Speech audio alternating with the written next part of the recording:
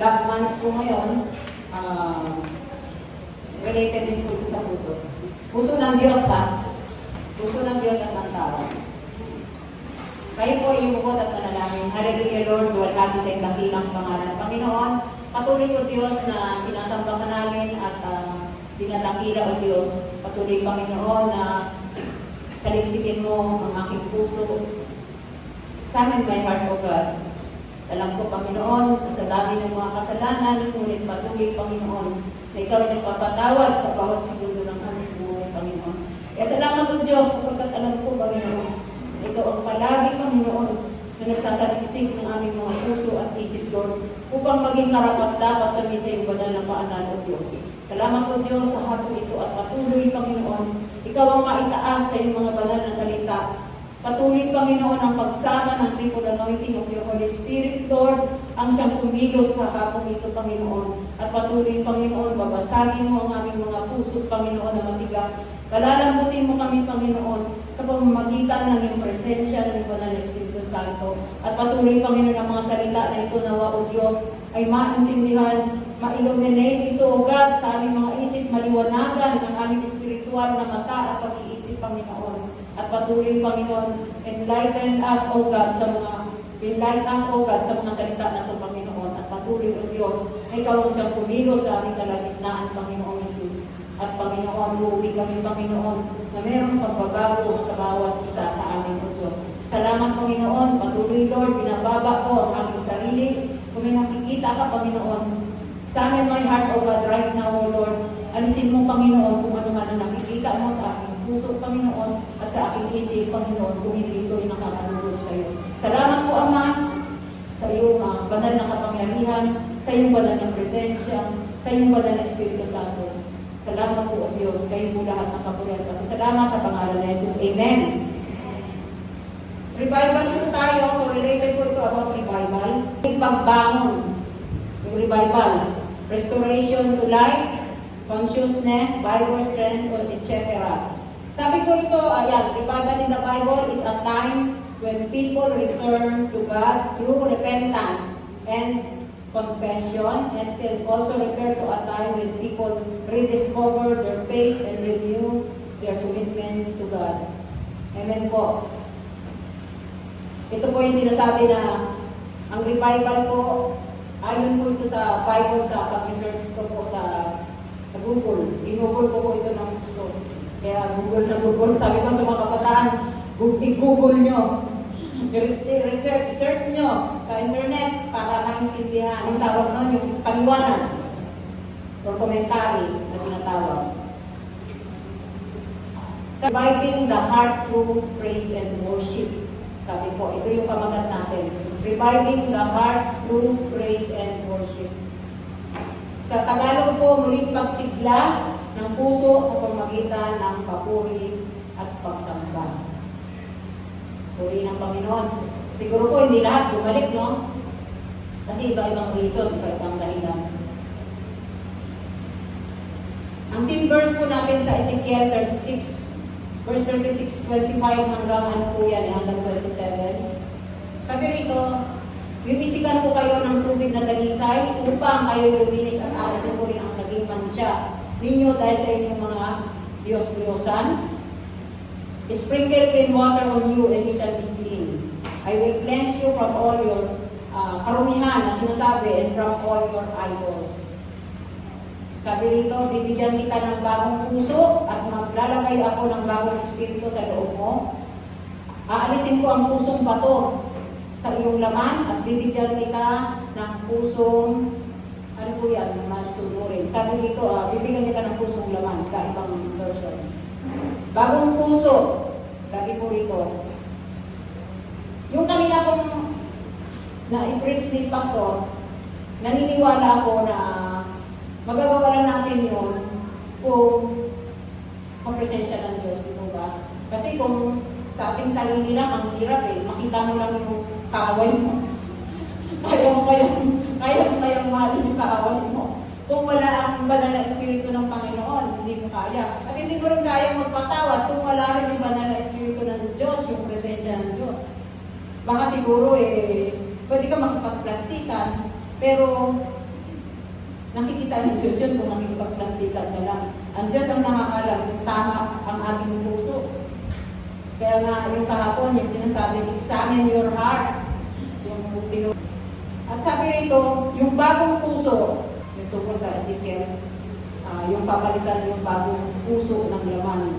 Nangako ang Diyos na ibabalik ang Israel. Ito po yung nito, bakit ito sinabi Bakit pa sinabi ito? Ito po yun. Bagong puso, yung pinangako ng Diyos. Nangako ang Diyos na ibabalik ang Israel, hindi lamang sa physical, kundi pati sa spiritual.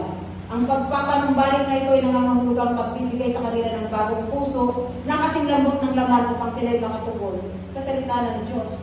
Kasi kung wala tayong bagong puso, kung hindi tayo bibigyan ng bagong puso ng Diyos. Sinabi po dun sa 36:26 ng Ezekiel, andyan po yun bibigyan ko kayo ng bagong puso at lalagyan ko kayo ng bagong espiritu sa loob ninyo. Aking aalisin ang batong puso sa inyong laman at aking bibigyan kayo ng puso ng laman. Sabi niya rito, ilalagay ko ang aking espiritu sa loob ninyo at palalakarin ko kayo ayon sa aking mga tuntunin at inyong tutuparin at gagawin ang aking mga kahukulan. Ibibigay din ang Espiritu Santo. Kung wala ang pananahan ng Espiritu Santo, hindi maaari para sa atin na mga tao ang magkaroon ng tunay na buhay at sumunod sa paraan ng Diyos. Hindi natin po magagawa ito kung wala po yung banal na Espiritu ng Diyos na nilalagay sa ating puso. Hindi natin kaya magmahal. Lalo na kung yung kapitbahay mo, kinaiinisan mo, kahit sino. Hindi mo kayang mahalin sila kung wala yung nilalagay ng Panginoon na bagong puso sa atin. Kung wala yung banal na Espiritu Santo sa atin, hindi natin kayang magpatawad sa ating kapwa. Pero dahil sa meron tayong bagong puso, kaya natin magpatawad kahit gaano pa kabigat ang ginagawa sa atin. Amen po ba? Kahit na nakita niyo yung mga mag-asawa, kasi yung mga kabataan siguro hindi niyo pa alam yung mga istorya ng mga magulang noong araw o nakapanood nyo sa TV, binugbog na, inano na yung babae, yung asawa, pero bakit nandun pa rin sila sa sa sitwasyon na nandun pa rin sila sa asawa pa rin nila, di ba? Yung asawa nila, di ba? Bakit po? Kasi ganun yung puso nila, napakalambot ng puso nila. Na bakit nag-i-stay pa sila yung pag-ibig nila sa tao, grabe, bakit hindi natin magawa sa Diyos yun, di ba? Bakit hindi po natin magawa sa Panginoon yung magpatawad, di ba? Ang hirap, no, minsan, magpatawad, pero kung sa Panginoon, madali po. Kung tayo ay may Espiritu ng Diyos at kung tayo ay may yung laman na puso na pinalit sa atin ng Panginoon. Sabi po rito,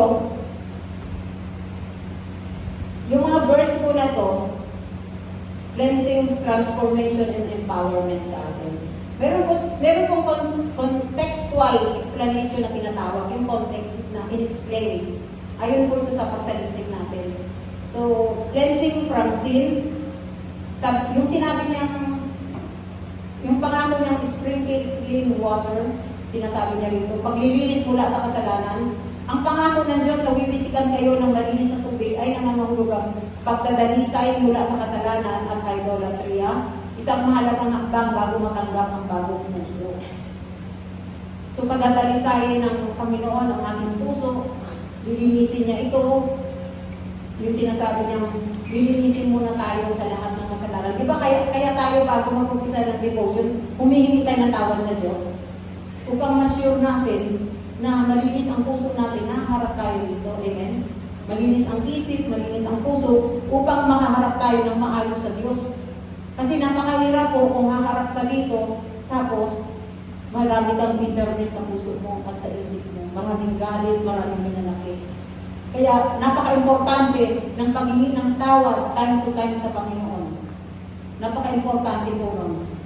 Kasi kahit nga sa pag-iisip, nagkakasala tayo, kaya time to time, kailangan natin humingi ng tawad sa Panginoon. Ang sabi ko rito, indwelling the Spirit, pananahan Yung pinangako ng Panginoon na ilalagay ko ang aking espiritu sa loob ninyo, yan.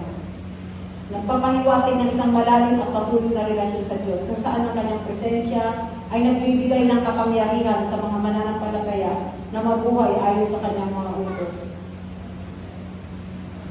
Alam niyo po kaya kung nilalagay lahat dito, kasi nga ayaw ko kung ma-out of context. Siguro nagiging maingat lang ako, dahil kasi kung minsan kasi kung magsasalita tayo, pag salita ka na lang ng salita, minsan, baka pwede kang magkamali. Kaya hanggat maaari po, nilalagay ko na dito para hindi ko malimutan, para yung ma-remind ako kung ano yung mga dapat na sabihin.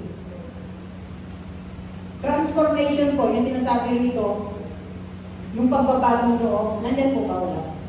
Ang pangkalatang tema nito, yung pagbabago, yung pareho, yung panloob natin, puso at espiritu, then panlabas, pagkilos at pagsunod. Bagamat po hindi agad-agaran yung transformation na ito, pero makikita mo merong improvement sa atin. Amen po? Hindi po ako naniniwala na walang improvement na nangyayari sa atin sa pagbalik-balik natin dito sa paglilingkod sa Panginoon. Meron po, may mga improvement na nangyayari sa atin. Sa pamamagitan po yan ng banal na Espiritu Santo ng Panginoon. Yung sinasabi po rito na yung mga pangako ng Diyos na nag-aalay ng, ito po ay nag-aalay ng malalim na pag-asa at lakas ng loob. Parang sino mang naghahanap ng personal ng pagbabago. Ang Diyos ay nakatuon sa ating pagbabago. Nangakong hindi lamang niya tayo lilinisin, kundi babaguhin din ang ating kaloob-looban. Yung inner being natin, babaguhin ng Diyos. At bibigyan tayo ng kapangyarihan na mamuhay ng mga buhay na sumasalamin sa kanyang kabanalan at pag-ibig. Bagamat hindi man po 100% na nagbabago tayo, pero siguro naman po, kahit 75% meron, di ba? Totoo po ba yun? 100% minsan hindi mo magawa na magbago. Pero kahit po paano, nagsisikap ka na ma-transform ka. Amen po ba? Kung halimbawa, nagkasala ka, inihingi mo ng tawad sa Diyos yun. Ngayon, sisikapin mo sa tulong ng banal na Espiritu Santo na mabago ka. Kasi binabago ng Diyos yung mga puso natin. Sabi ko rito, yung puso ko, ito ay umpisa ng malalim na relasyon natin sa Panginoon. Doon nag-uumpisa yan. Simula nang tinanggap natin ang Panginoon, meron tayong banal na Espiritu Santo na nakatira doon. Na pag nagkakasala tayo, merong conviction. Dahil po yung puso na yun, na nilagay ng Panginoon sa atin, yung bagong puso. At kung titingnan po natin sa buong kasulatan, talaga pong nakaugnay yung laging puso. Sa puso tumitingin ang Diyos. Hindi sa hitsura, hindi sa pinag-aralan, kundi sa puso lagi tumitingin ang Panginoon.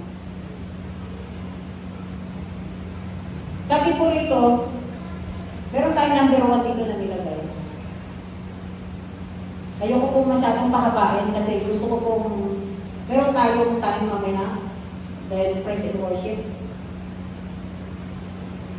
Ito po yung number 1. Praise leads us toward renewal.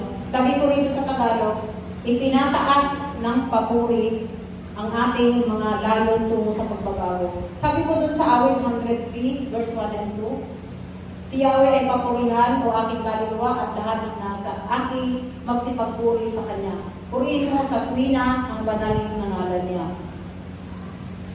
Connected po ito dun sa Ezekiel. Ang sabi po, purihin mo ang Panginoon o kaluluwa ko. At lahat ng nasa loob ko, sa inner being na sinasabi, purihin ang Kanyang banal na pangalan. Sabi po rito, purihin mo ang Panginoon o kaluluwa ko at huwag kalimutan ang lahat ng Kanyang mga pakinabang. Ang papuri ay binabaling ang ating pansin mula sa mga alalahanin natin dito sa lupa, yung mga problema natin. Nakakatulong po yung pagpupuri sa Panginoon patungo sa kadakilaan at katapatan ng Diyos.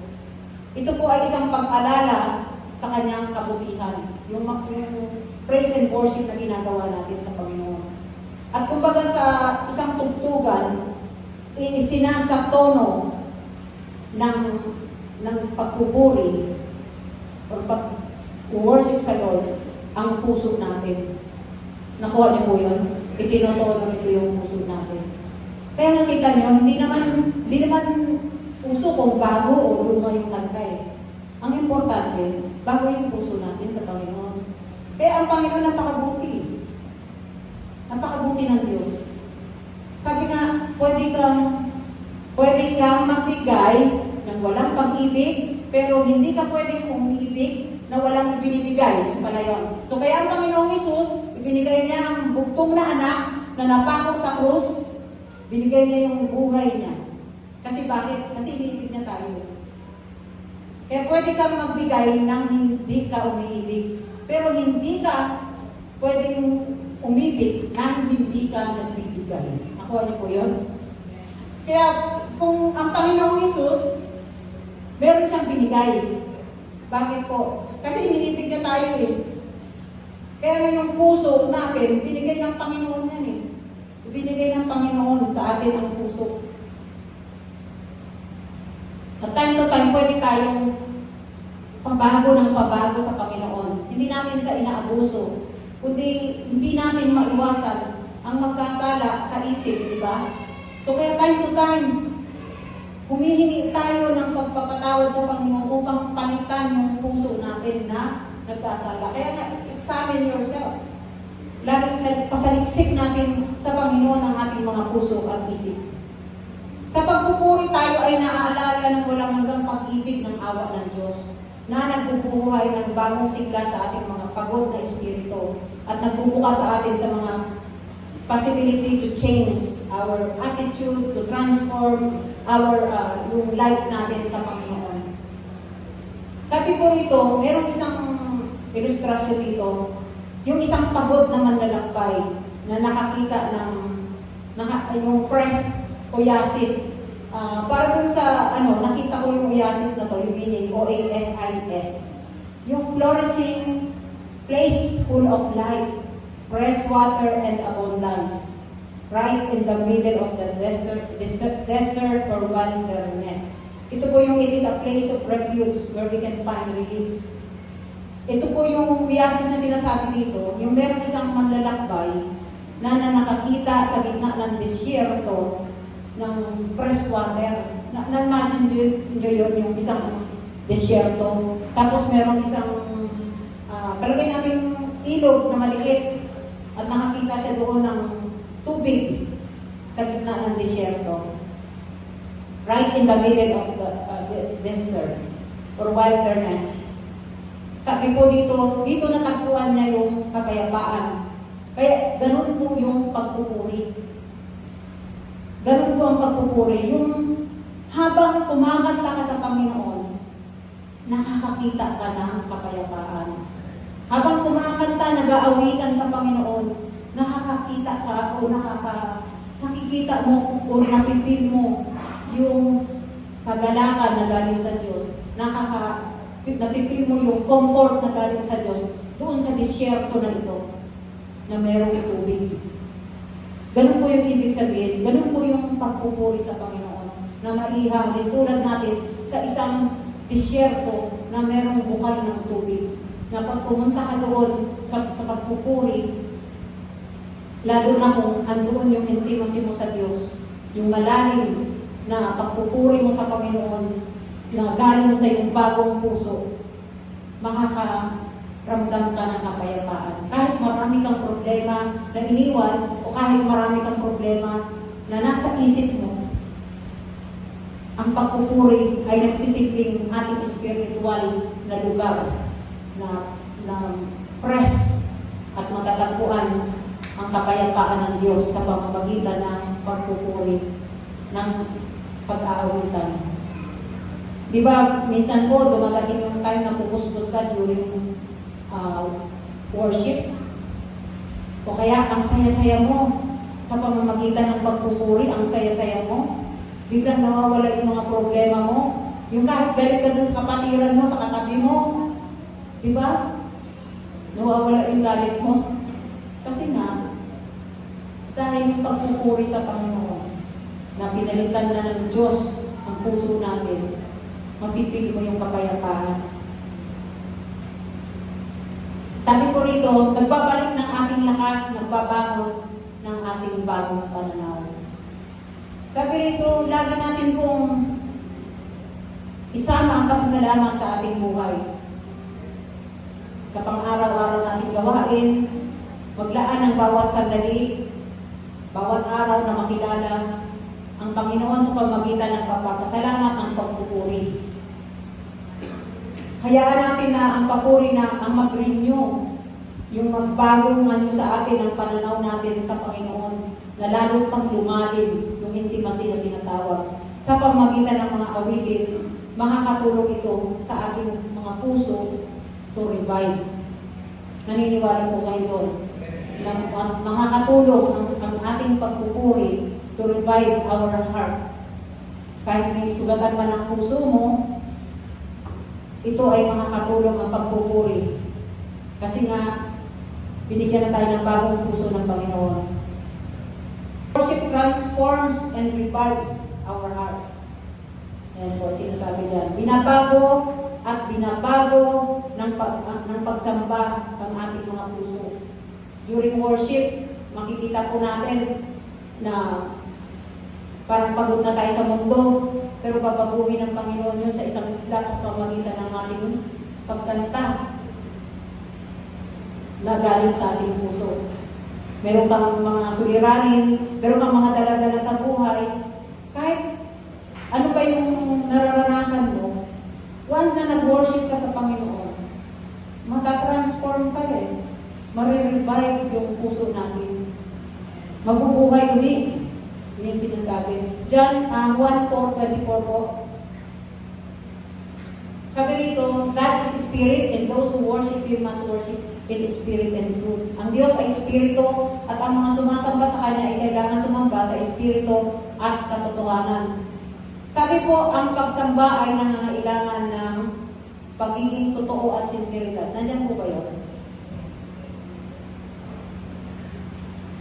Worship requires authenticity and sincerity involving a heartfelt connection with God.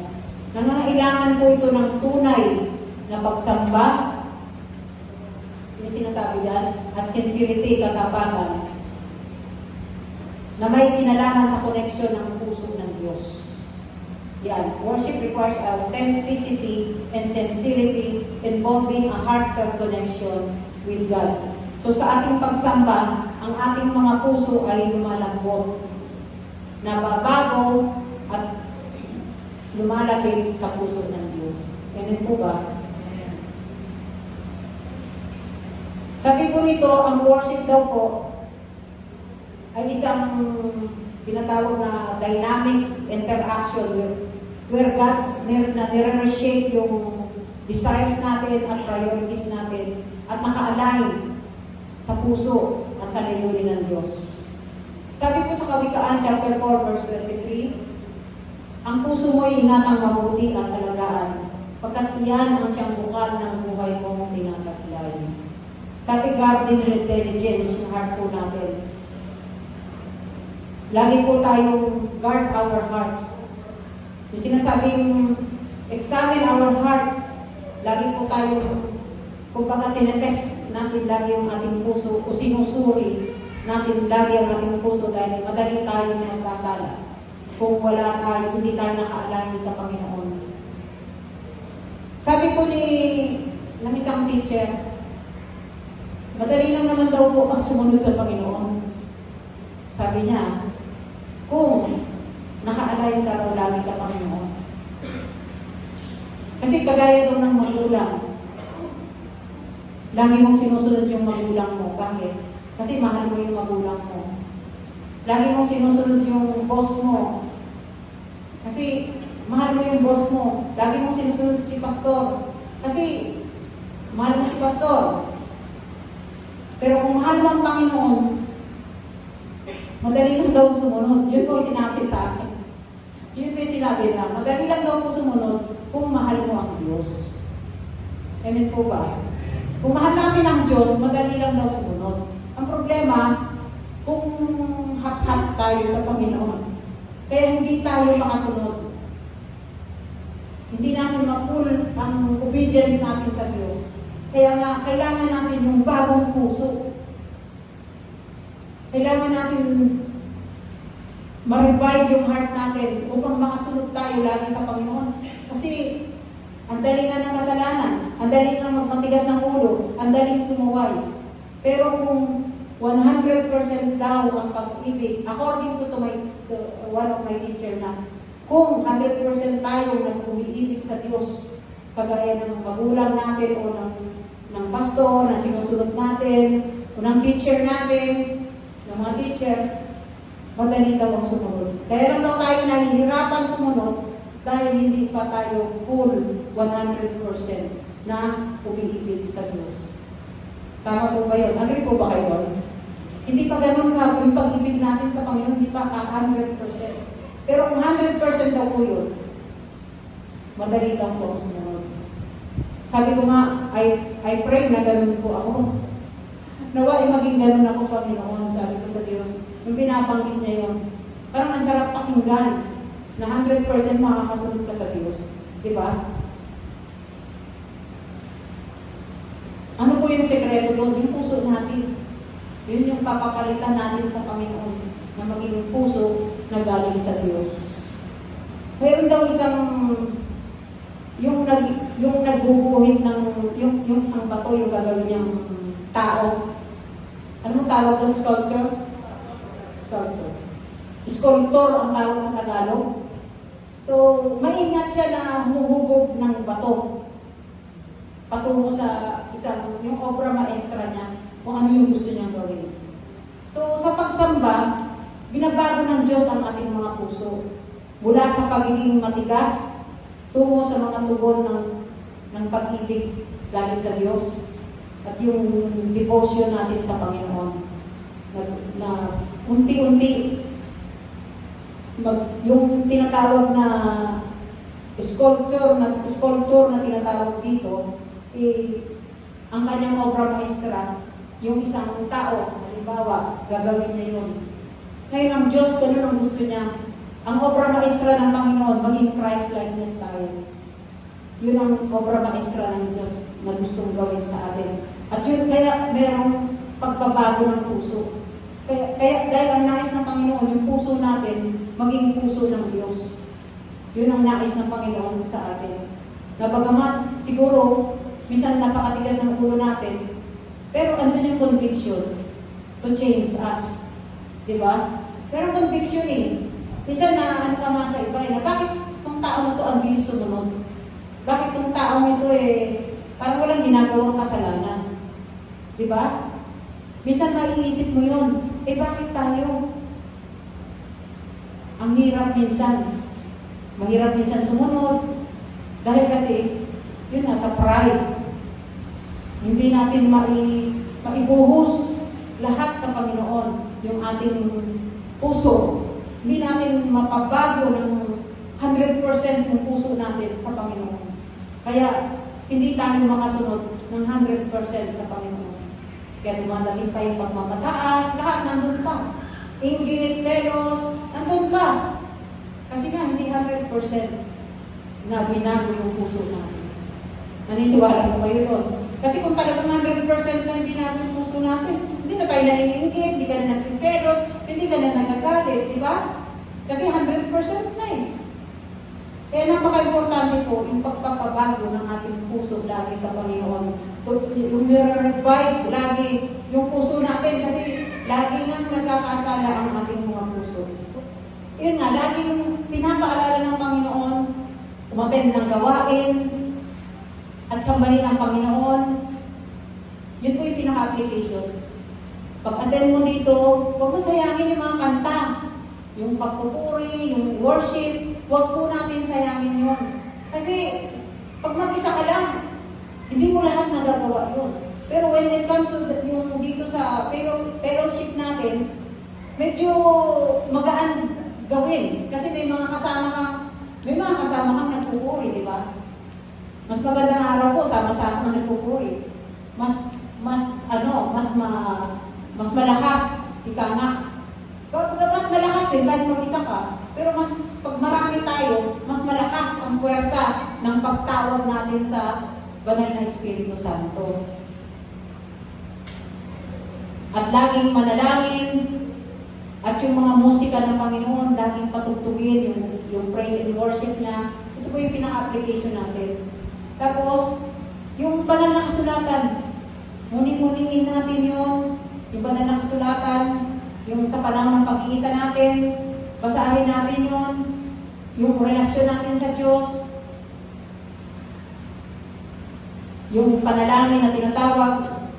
Hayaan natin yung mga gawain ito na maging kasangkapan para hubugin at buhayin ng Diyos ang iyong puso. Ang pagpuri at pagsamba ay hindi lamang mga tungkuling pangrelihiyon, kundi mga daan patungo sa isang pusong muling nabuhay, na revive. Sa pagpupuri sa Diyos, pumapasok tayo sa Kanyang kagalakan at hinahayaan ang Kanyang presensya na tayo ay muling buhayin. Sa pamamagitan ng pagsamba, binubuksan natin yung sarili natin sa pagbabago, pinapayagan ang Espiritu ng Diyos na magtrabaho sa loob natin. Kaya yung mga ginagawa natin ngayon, nagpe-praise and worship tayo, hindi po yan ritual, o hindi yan samahan lang ng organisasyon. O kasi organisasyon, kailangan natin mag-praise and worship. At hindi yan po relihiyon lang. Hindi yan relihiyon. Kundi yan ay relasyon mo sa Diyos Kumbaga, praise and worship, kasama na yan sa buhay mo. Kapag wala kang praise and worship, paano mababago ng puso natin sa Panginoon? Habang sinisimulan natin ang bawat pagtutok na sumigla ulit yung pag-ibig natin sa Panginoon at mapalambot ang ating mga puso, hayaan natin maging gabay ang papuri at pagsamba sa ating mga gawain. Ang mga espiritual na disiplina na ito ay nag-aanyaya sa Diyos sa ating mga buhay. Pinapagana siyang buhayin ang ating mga puso, yung revive our heart, at maging press ang ating mga espiritu, at palalimin ang ating intimacy sa Panginoon. Tandaan mo ang pangako ng Diyos, bibigyan tayo ng Diyos ng bagong puso at espiritu, at mas malambot at mas naayon sa kanyang pag-ibig at mga layunin.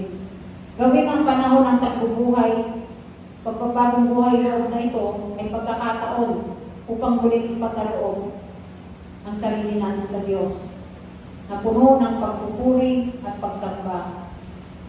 Yakapin natin yung bagong pusong ipinangako ng Diyos sa atin, upang yung tinuturo kaninang umaga ay matupad natin. Kasi makikita mo kanina, tinuro na yun, di ba? Pero mararamdaman mo may mga spirit of pride pa din. Kaya kailangan natin yung bagong puso upang matuto tayo magpakumbaba at matuto tayong umibig sa hindi kaibig-ibig sa atin. Kasi madali nga akong magsabing mahal mo ang kapatid mo. Pero ano ba yung totoo sa puso natin? Amen po? Kaya kailangan natin ang bagong puso, at yun nga sinasabi, ingatan natin ang puso natin dahil madali lang itong madaya. Kaya yung puso na binigay ng Panginoon, pusong galing sa Diyos, at during ng praise and worship natin, ibigay natin sa Panginoon. Kasi alam niyo bakit? Sinasayang natin yung pagpunta natin dito, tapos hindi tayo nagpe-praise and worship sa Lord nang galing sa puso natin. Kaya pag pumunta ka dito na marami kang problema, pumasok ka rito, tapos malungkot ka dahil hindi ka nakiisa, nakipisan sa banal na Espiritu ng Diyos. Pag uwi mo, paglabas mo, ano ka pa din? Nandun pa rin andyan naman talaga ang problema, pero bibigyan ka niya ng kapayapaan. Pagka sa praise and worship, yun nga sinasabi na makikita mo yung disyerto na may tubig, refreshing. Marerefresh ka. So kahit meron kang problema, paglabas mo, magaan na yung pakiramdam mo. Amen po. Kasi binago ng Diyos yung puso mo. Kaya huwag po natin sayangin yung praise and worship na po. Dahil ito ay isa sa mga nakakadagdag or nakakatulong sa ating buhay espiritu or sa ating journey, sa ating paglakad sa Panginoon.